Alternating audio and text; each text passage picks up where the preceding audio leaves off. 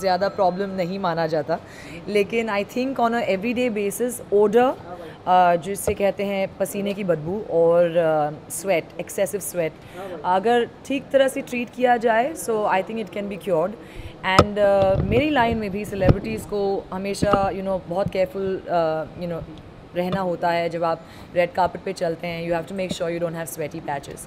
So if any celebrity also has this problem, I am sure ये एक product बहुत ज़्यादा यूज़ होगा and it should be a good introduction to Indian market. I see कि जितना like I said, जो product है वो लोगों के फ़ायदेमंद होना चाहिए और बेसिकली जो ब्रांड है उसका, उनके मॉरल्स क्या है, उनकी स्टैंडिंग क्या है, क्या वो लोगों के हित में काम कर रहे हैं, एंड अगर वो है तो I am definitely on board with them. क्या आप भी पसीने से परेशान रहती हैं? नहीं, एक्चुअली मुझे पसीना ही नहीं आता। That's the problem with me actually. जितने भी मेरी प्रॉब्लम्स हैं, भले ही वो टीनेजर में अगर पिंपल्स होते थे या व्हाटएवर, उस टाइम यही था कि मुझे स्वेट नहीं आता था।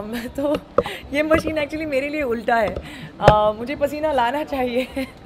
हाँ, बट ऑफ कोर्स जब हम धूप में शूट करते हैं तो बहुत ज़्यादा पसीना आता है। एंड लाइक आई सेड, जब आप रेड कार्पेट पे चलते हैं तो you need to be absolutely perfect.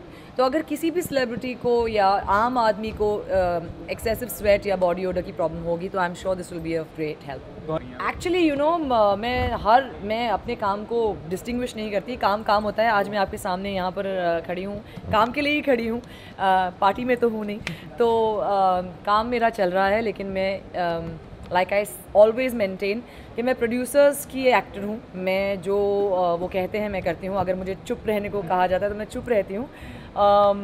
अफवाहें इधर उधर चल रही हैं, लेकिन मैं या Thanks. What do you call it? Cosmetology. Cosmetic dermatology is on its way up, and I think this is a fine effort and a great step ahead.